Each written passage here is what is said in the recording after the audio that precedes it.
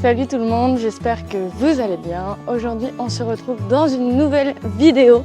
On rend visite à Violetta qui est au pré et je vais en profiter pour répondre à toutes vos questions puisque suite à ma dernière vidéo, vous en aviez pas mal et je suis là pour ça. C'est très malaisant là de marcher jusque là, mais le pré est de l'autre côté.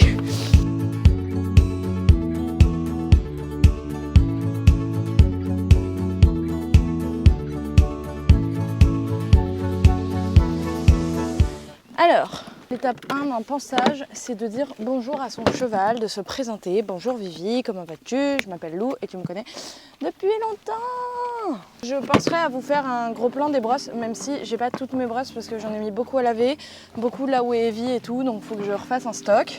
Cette étrie, elle est juste géniale parce que déjà elle enlève toute la crasse, mais en plus de ça, elle masse bien les chevaux. Ça leur fait du bien, ça enlève les nœuds, ça détend, etc. Et je suis désolée si jamais vous avez des bruits que vous m'entendez pas très bien parce que vous entendez les bruits de la brosse. Avant de commencer la FAQ, je voulais absolument vous remercier parce que vous avez été super nombreux à m'envoyer des messages de soutien, à me dire que vous étiez contents pour moi, que vous aimiez ce que je faisais, qu'il fallait que je continue, etc. Et rien que pour ça, je vous remercie parce que prendre 5 minutes de votre temps pour m'écrire, c'est genre juste exceptionnel. Donc voilà, merci beaucoup. On va commencer par parler de Violetta, puisque on est avec elle. Oh ma Vivi, tu sais que je t'aime très fort, je t'aime très très fort.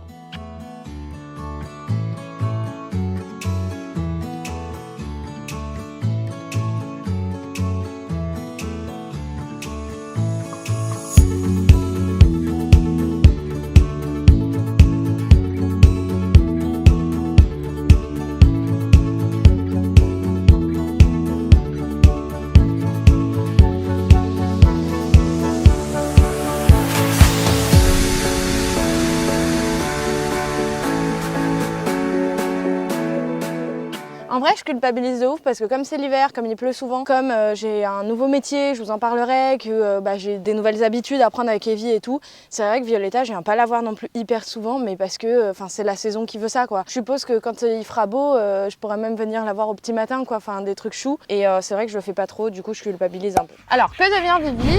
Violetta, elle est à la retraite. Pourquoi est-ce que j'ai décidé de la mettre à la retraite? C'est ça. Déjà, moi, quand j'ai arrêté, il faut savoir que je voulais absolument pas remonter. Donc, je me suis dit, Violetta va partir à la retraite. L'engagement, elle commençait vraiment à faire des baisses de performance et à plus du tout avoir envie de travailler. Moi, je le voyais et tout. En parallèle, moi, j'avais plus du tout envie de monter à cheval. Mais alors, plus du tout. Et donc, je me suis dit, mais comment tu veux que ta jument, elle aille sauter des épreuves à 145 si toi, t'as plus envie de monter? D'où j'ai arrêté. Viens là, tourne, tourne, tourne. Encore, encore. Oh! Très bien, ma princesse. Pour moi, c'était inconsidérable que la jument soit montée par un autre cavalier. Pour Vivi aussi, je pense. Donc, du coup, j'ai dit, Vivi va à la retraite. Et quand j'ai commencé à avoir envie de monter à cheval, j'ai réfléchi. Au début, j'ai eu envie de remonter Violetta. Mais j'ai réfléchi. Dans le doute, j'ai fait une communication animale, même si faut pas non plus faire ses choix qu'avec ça. Mais Violetta, elle a déjà 13 ans. Et malheureusement, on remet pas un cheval de compétition de 13 ans si facilement au travail. Et comme elle est quand même restée 4-5 mois au pré avant que je réfléchisse à si je la reprenais ou non, je me suis dit, écoute Lou, t'as fait un choix, tu savais les conséquences de ce choix-là, à ce moment-là c'était plus fort. Maintenant c'est égoïste de remettre ta jument au travail alors qu'elle a 13 ans, qu'elle t'a donné beaucoup, que de toute façon tu retourneras certainement jamais au niveau que t'étais et que ni toi ni elle allez vous faire plaisir. Alors j'ai fait une communication animale pour être sûre, comme je dis, faut pas non plus se fier 100% à ça, mais ça peut aider à faire ses choix. Même s'il faut que ton choix il reste le tien. Et c'est vrai que Ludivine m'a dit, écoute, la jument, elle a aucune envie que tu la remontes, que ce soit pour de la balade ou pour de la compétition. Elle est très bien au pré avec ses copines et elle t'aime beaucoup. Elle a pas envie que tu la remontes et elle est même prête à laisser un autre cheval prendre sa place parce qu'elle sait que tu l'as toujours aimé et que tu l'aimeras de tout ton cœur. C'est le moment séquence émotion. Bref, donc c'est pour ça que Vivi reste au pré et elle est donc officiellement à la retraite. Elle est pour l'instant dans l'écurie de mes parents parce qu'elle a commencé son hiver ici et c'est vrai que l'hiver, faut quand même éviter de trop les bouger, de trop les changer d'habitude. Les chevaux n'aiment pas le changement. Donc j'ai dit je la laisse avec ses copines pour l'hiver et je vais voir ce que j'en fais au retour des beaux jours. Mais dans tous les cas, je pourrais certainement pas la mettre dans l'écurie où je suis actuellement, même si j'aimerais bien avoir mes deux juments au même endroit, parce que on a décidé de faire à Violetta des poulains. On va commencer par lui faire un poulain et on verra par la suite. On va vivre toute l'expérience ensemble, de l'insémination à la naissance. Et puis on verra après. Pour l'instant, on n'est pas du tout à se poser la question est-ce qu'on les vend? Est-ce qu'on en fait plusieurs? Est-ce que machin? Pour l'instant, on veut déjà un poulain. On verra bien. Donc du coup là je viens brosser avec un bouchon. C'est pas du tout mon bouchon parce qu'en gros j'ai oublié mes brosses chez moi parce que je les avais rangées pour les laver. Donc c'est un bouchon tout ce qu'il y a de plus classique. Et pour un cheval au pré ça fait très bien l'affaire. Mais c'est vrai que pour un cheval tondu et tout ça peut être un peu dur ces bouchons là.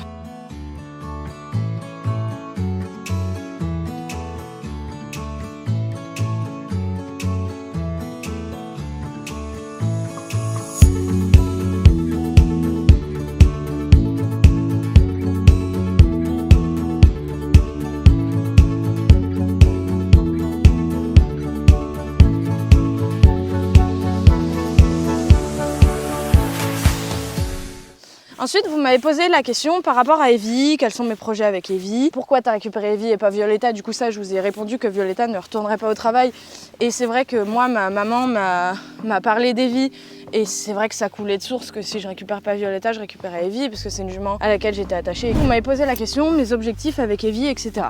Evie, elle a 6 ans et l'année dernière, elle a fait quelques concours, mais elle en a pas fait beaucoup. Et c'est vrai que j'aimerais beaucoup la sortir en concours. Maintenant, attention, peut-être on en parlera dans une autre vidéo, j'en sais rien, faut que j'y réfléchisse. Mais c'est vrai que l'année dernière, avec toutes mes conneries à foncer tête baissée dans toutes les opportunités sans réfléchir si ça m'intéressait vraiment, je me suis fait un peu peur. Je me suis fait peur, j'ai été sujette et soumise à beaucoup de stress. Le plaisir n'était plus du tout.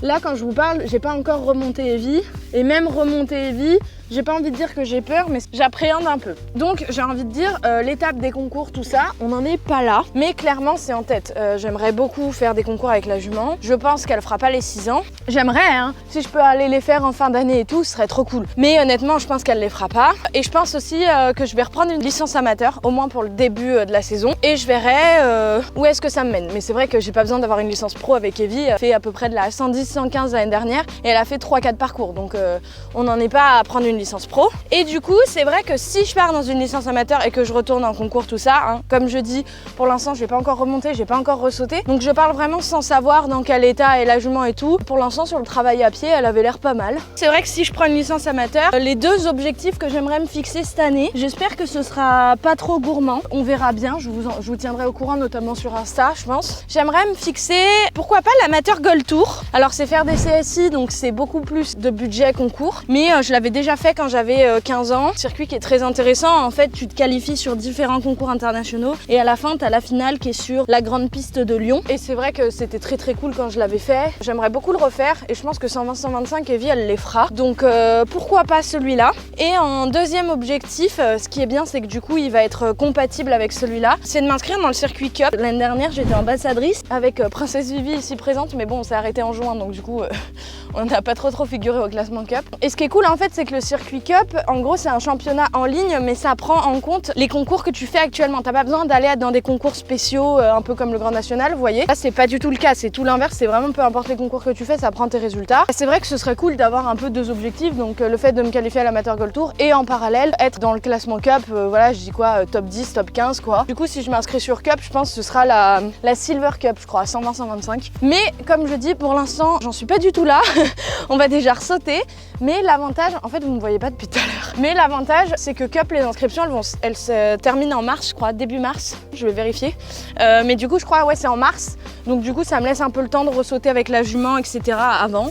Donc je vous parlerai un peu plus de mes objectifs quand j'en saurai plus, tout simplement. Petit aparté sur les objectifs, ce sont absolument pas des objectifs réfléchis. Je les ai vraiment sortis comme ça parce que c'est 2 circuits que j'affectionne beaucoup et que j'ai envie de faire connaître, même si pour l'amateur Gold Tour par exemple, beaucoup d'entre vous le connaissent. Mais voilà, ça veut pas dire qu'à la fin de l'année je vais faire ça, je n'en ai aucune idée. Comme je le dis, je vous en dirai plus en connaissance de cause. Mais je voulais vraiment préciser que c'était absolument pas des objectifs que je me fixais, juste des indications en mode ce serait cool de faire ça. Voilà, c'est tout, maintenant on peut continuer la vidéo. Après, forcément, il y a aussi un peu un autre objectif qui est pas du tout concours, qui est vraiment le fait de recréer une toute nouvelle relation avec une nouvelle jument, donc Evie. Là, du coup, je vais lui mouiller les membres, je vais nettoyer un peu toute cette boue et tout, même si c'est un peu peine perdue, dans mon cerveau, moi, ça m'aide.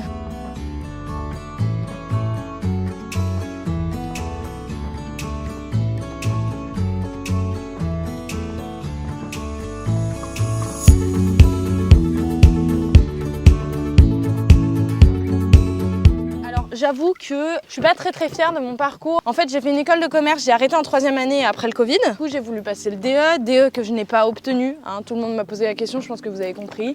J'ai pas obtenu le DE, j'étais absolument pas en mood pour passer quelconque examen, que ce soit l'un ou l'autre. Et ensuite, j'ai demandé une école d'ingé parce que j'aimais bien les maths quand j'étais au lycée. Mais bon, quand ça fait 4 ans que t'as pas fait d'études, des vraies études de maths et tout, qu'est-ce que tu veux faire des trucs intéressants. Au bout d'un mois, j'ai arrêté mon école d'ingé parce que vraiment, je savais pertinemment que si je restais là-bas, j'allais être un zombie quoi, clairement. Donc ça, c'était hors de question. Et du coup, là, j'ai pris le temps de me poser et j'ai dit qu'est-ce que t'aimes faire. Je me suis dit, Lou, ce que t'aimes, c'est les réseaux. C'est à partir de là où j'ai commencé à réfléchir, de remonter à cheval, de reprendre mes réseaux, etc.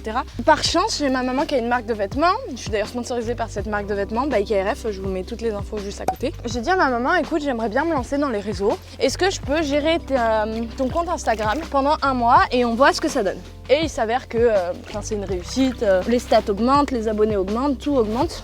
Et du coup j'ai réfléchi et c'est là où je commence à prendre des informations, à me renseigner auprès de certains de mes amis. Et du coup là c'est un peu ce que je fais depuis 1 ou 2 mois. Je gère les réseaux de Marc et de Cavalier. J'aime beaucoup, alors après c'est pas du tout pareil que quand je fais mes réseaux à moi. J'ai pas vraiment de travail fixe, mais actuellement si vous voulez mes sources de revenus c'est genre j'ai à peu près 2-3 clients où je gère leurs réseaux sociaux, donc principalement Instagram. Et après à côté de ça j'ai mes revenus sur mes réseaux perso, TikTok et YouTube bientôt j'espère. Et c'est vrai que j'aimerais aussi me développer là-dedans et voir si j'arrive à gagner ma vie un peu des deux. Donc en gérant d'autres réseaux, en faisant des collabs avec des marques, en faisant de la création de contenu, tout ça. Que je tâtonne encore un peu, mais clairement mon boulot ça va être dans ces eaux-là.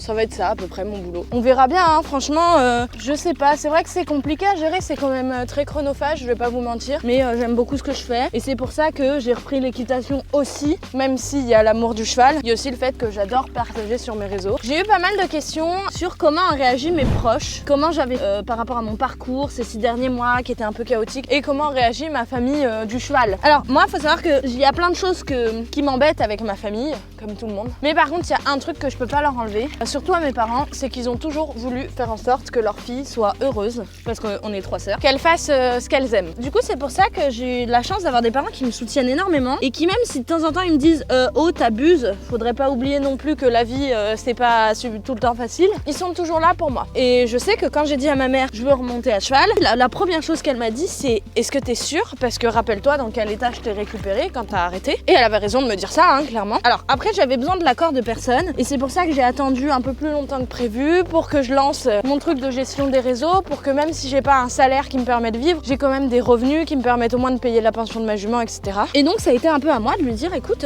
voilà, je suis une grande fille, j'ai pas forcément besoin de ton accord, je t'en parle, si tu veux me soutenir, soutiens-moi, mais si tu veux pas, je me débrouillerai parce que je veux remonter à cheval. Et en fait en prenant cette position là de je le ferai parce que j'ai envie de le faire et je te demande pas d'aide, et ma mère elle s'est dit si ma fille elle a pas besoin de mon aide, c'est qu'elle est sûre d'elle, donc je vais la soutenir. Et clairement moi en tout cas ma famille ça fonctionne comme ça. S'il y en a un qui croit, le membre de la famille, tout le monde suit en fait. Mes parents c'est ce qu'ils m'ont toujours dit, si t'aimes pas ce que tu fais tu seras pas bonne dedans. Donc après faut savoir que je regrette pas d'avoir arrêté mes études, mais je regrette de m'être lancée dedans. Ça c'était une pure connerie et je pense que c'était un peu une excuse en mode j'ai envie de retrouver ma vie d'étudiante et tout. Mais franchement si je peux vous donner un conseil, si vous passez un peu par la même phase que moi, réfléchissez un peu plus parce que c'était pas très intelligent ce que j'ai fait. Écoutez, je crois qu'on a fini la question, je vais finir le pinçage de Vivi.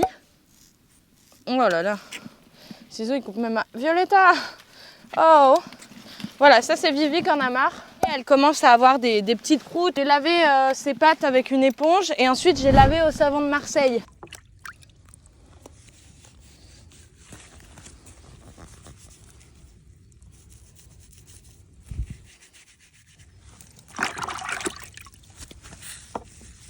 Histoire de rincer un peu les impuretés.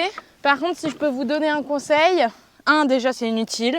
Je l'ai fait, mais j'ai pas envie de dire que c'est inutile, mais si vous voulez, il retourne dans la boue 2 secondes plus tard. Donc c'est pas non plus. Allez Vivi, s'il te plaît, viens. Viens là. Viens là, mon petit cheval. Allez, s'il te plaît, j'ai pas envie d'enfoncer mes pieds dans la boue. Ça fait 1 heure qu'on tourne, laisse-moi manger mon foin maintenant. Oh. Bon d'accord, je viens de chercher. Mais par contre, si vous le faites, surtout, ne grattez pas les croûtes. S'il y a des croûtes qui s'enlèvent toutes seules, tant mieux. C'est qu'elles devaient s'enlever.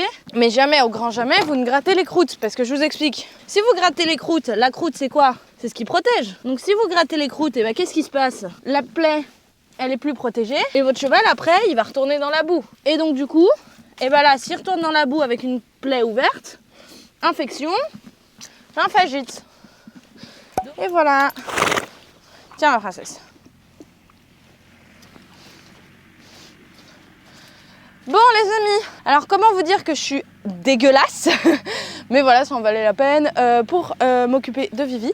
Pour ceux qui se posent la question, en ce moment du coup je vais pas la voir souvent, je vais la voir genre une fois toutes les 2 semaines, mais je sais que quand il y a le beau temps qui va revenir, je vais aller la voir plus souvent, m'en occuper plus souvent. Dans mon planning c'est une fois par semaine, mais parfois ça passe pas parce que j'ai plein de choses à faire. Je pense qu'il faut aussi déculpabiliser ça. Les chevaux ils sont au pré, ils sont entre congénères, ils s'amusent, ils ont du foin, ils ont à manger tous les jours parce qu'il y a des gens qui viennent nourrir mes chevaux. Ils ont de l'eau, voilà, ils ont tout ce qu'il faut pour vivre. Oui, c'est du plus quand je viens voir Vivi, mais elle a pas besoin que je vienne la voir pour vivre. Donc clairement, il faut aussi déculpabiliser là-dedans. Si prendre du repos en hiver me permet de venir plus souvent en été et que quand j'y suis, je m'en occupe mieux, je pense que c'est tout bénef. Parce que oui, je viens pas juste pour lui faire des câlins. Enfin, de temps en temps, ça m'arrive parce que les écuries sont sur ma route quand je veux faire des courses ou des trucs comme ça. En tout cas, moi, je voulais vous remercier de m'avoir écouté. J'espère avoir répondu à toutes vos questions. Si vous en avez d'autres, n'hésitez pas à les poser en commentaire. Je répondrai, je pense, dans les premières 24 heures où la vidéo sort. Souvent, je fais ça en fait quand la vidéo sort. Au début, je réponds beaucoup aux commentaires. Ensuite, j'arrête de répondre. J'en profite aussi pour répondre à une dernière petite question. Je vous la mets là, la question, parce que je m'en souviens plus. Je vais pas vous répondre, mais la seule chose que je peux vous dire, c'est que normalement, la prochaine vidéo qui arrive, elle n'est pas basée sur moi, mais sur une autre personne. Donc voilà, j'ai hâte que vous la découvriez et si tu ne veux pas manquer sa sortie, abonne-toi et active la cloche. Allez Vivi, s'il te plaît, viens. Viens là. Viens là mon petit cheval. Allez, s'il te plaît, j'ai pas envie d'enfoncer mes pieds dans la boue.